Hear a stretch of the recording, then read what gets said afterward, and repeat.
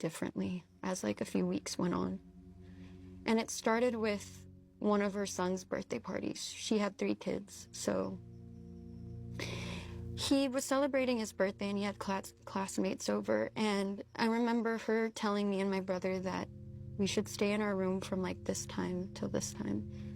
And so we were just in our rooms, and then out of nowhere, her other son calls us, not the one that's celebrating his birthday, and me and my brother head out, and once we head out, they all started throwing cupcakes at me and my brother.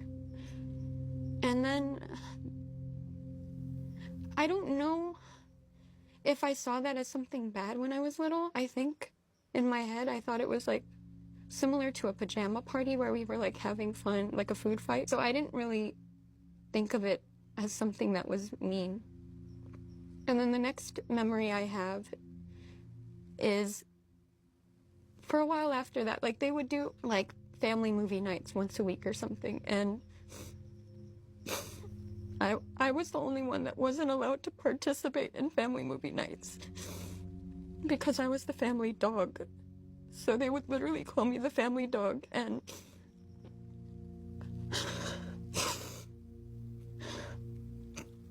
I would have to sit in like a big cardboard box behind the sofa.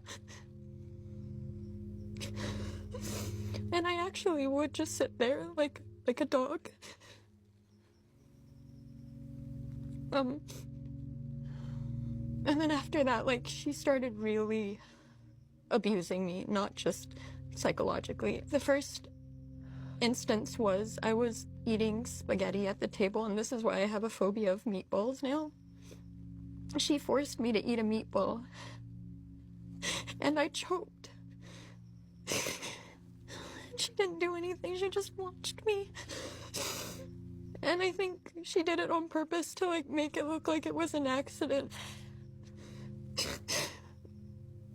But for some reason, her husband would always step in when it got really bad, but he wouldn't do anything when it wasn't that bad. So he had saved me from choking. And then the next instance was their actual family dog took a shit on the carpet. And she had called me to come clean it up. So I went over, and then I was about to go get like a brush or a toothbrush or something. And when I came back, she was like, "What are you doing?" And I was like, "I'm cleaning it, like you asked me to." Obviously, like in my little girl voice. And she was like, "No, I want you to use your tongue." And I thought she was kidding until she like grabbed the back of my head and forced me on the carpet. And then when you're in foster care, your social worker does regular checks on you. Like, I think it was at least once a month or something. And I noticed this pattern that, like, she would treat me really badly, but whenever it was about time that the social worker was going to come by, she would all of a sudden treat me really nicely, like extra nicely. Like, she would give me Twizzlers. And so I also grew up having like a weird kind of love for Twizzlers randomly. She would just tell me all the things that I wanted to hear. And so whenever the social worker came by and would ask me questions and everything, I'd lie and I'd say everything was fine, that I was happy, that Melissa was so good to me, that the kids were so good to me, that my conditions were fine. I would lie because I would actually believe that she loved me when she said she loved me, because when you're a kid, that's just what you do. You believe anything that an adult says because you think that they have their best interest for you. And then it got really bad because at one point she just stopped being like a human to me. So there was this one night that we were on our way to this fast food restaurant, and everyone was ordering food from like the drive-thru, and she didn't ask me what I wanted. And so I was like, "Can I please have chicken nuggets?" And she was like, "No, you can't eat." So I started crying in the car, but I would always like silently cry. Like I wouldn't I wouldn't try to make a scene because I was so scared of what would happen. And then when we got home, as we parked in the garage, everybody went inside. And then she stopped me at the door, the entrance to the house, and she was like, "You can't come in." And I was like, "Why not?" She was like, "You've been a bad girl, so you need to be punished." And so she asked me to sleep in the garage that night. And obviously I was like really scared. It was cold, it was dark, there was no bed. So I kept on banging on the garage door over and over, crying and screaming. And I was like, I'm sorry, please let me in." And then she opened the door and she told me that if I didn't shut up, that she would stuff Justin, my little brother, in the freezer. And so I stayed quiet and I slept there that night. And then after that was a series of her not feeding me and then feeding me. So she would not feed me for days and then all of a sudden feed me a lot of food. And it came to a point where she didn't feed me for like 3 days, I think. And the social worker made a surprise visit. And that was the first time that the social worker had seen the signs of abuse manifest on my body. Because my stomach, I was so skinny, but my stomach was so big. It was bloated. And I had bruising. I had a scratch on my face. And yeah, that's when I stopped lying to protect her. Babe, I'm just gonna come sit with you for a sec, because I...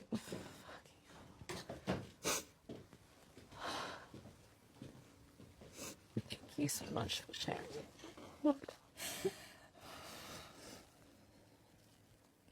It sounds crazy when I say it out. Like, I never really say it in detail like that. I'm sorry. I don't want to cry this much. I apologize. Like, I want to be so much stronger. No, you don't have to be strong. Your feelings are so valid. You don't deserve any of them.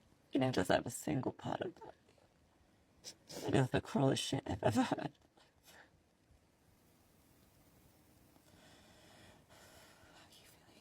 Good. I actually feel lighter now. Yeah. Can we all give Liza a round of applause? Some encouragement. Thank you. Babe, you're so brave. Thank you. I'm like shaking. I can't even imagine how you're feeling. Thank you for sharing that. Thank you. Thank you for giving me the space. Do you want to keep going? Yeah, I'm okay. Yeah. Do you need anything? I'm good. Thank you for checking in with me. Yes. Thank you. Can you tell me about what happened next? After my whole foster care experience, my dad had gotten word about what happened, and he was still in prison here in America. He was in prison for 3 years before he got deported, and he had called my grandparents, his dad and his stepmom, and basically asking them to adopt me and my little brother. And then my grandparents were immediately like, yes, we want the Soberano babies. There was a bit of a a legal back and forth and everything. In the time being, we were staying with my great-grandma on my mom's side. And so one day I just remember they came by. They did a few visits before completely taking us, which I really appreciated about them, because my grandparents knew that they knew from the get-go that my parents, weren't good for us, but they also knew that we needed to have them in our life. So they didn't want to rip us completely of having our real parents in our life. So they slowly transitioned us into moving in with them. And then when we did, we moved to Visalia, California, which is 3 hours south of the Bay Area. And it was really good. My grandparents took very good care of us. We were living actually a very lavish lifestyle. My grandparents had pretty good jobs. It was the first time that me and my brother were experiencing something like this. But even though that we were in better circumstances and everything, I was obsessed with my mom. My mom was my everything. And it's funny because I was very aware of everything that had happened, but I had never built up this like hatred or resentment towards her. In fact, it was the opposite. Like, I craved and longed to be with her.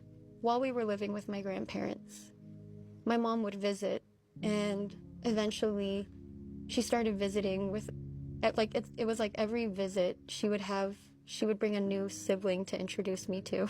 So yeah, that was kind of my childhood in America that I remember. It was a lot of going back and forth between homes, between cities. I lived in Visalia during the school year.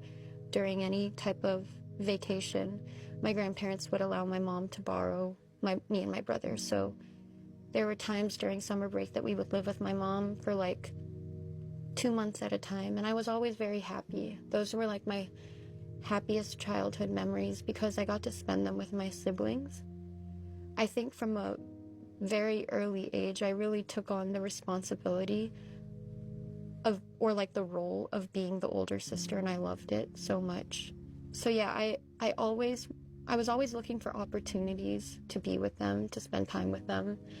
I was such a sweet and affectionate child, I would say, always sending letters to my mom and everything. And during these times, my mom was actually doing well too, I believe, because I got to see her for myself, that she wasn't on drugs during those times.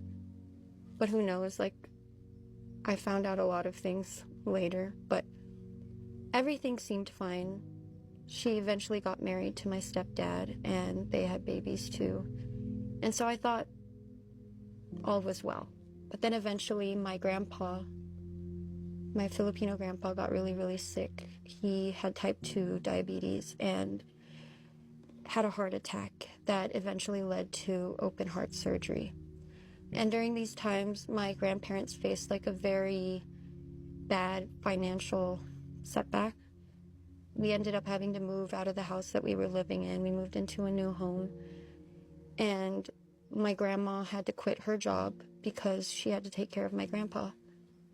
And because of that, they made the decision to send me and my brother to the Philippines to meet our dad for the first time.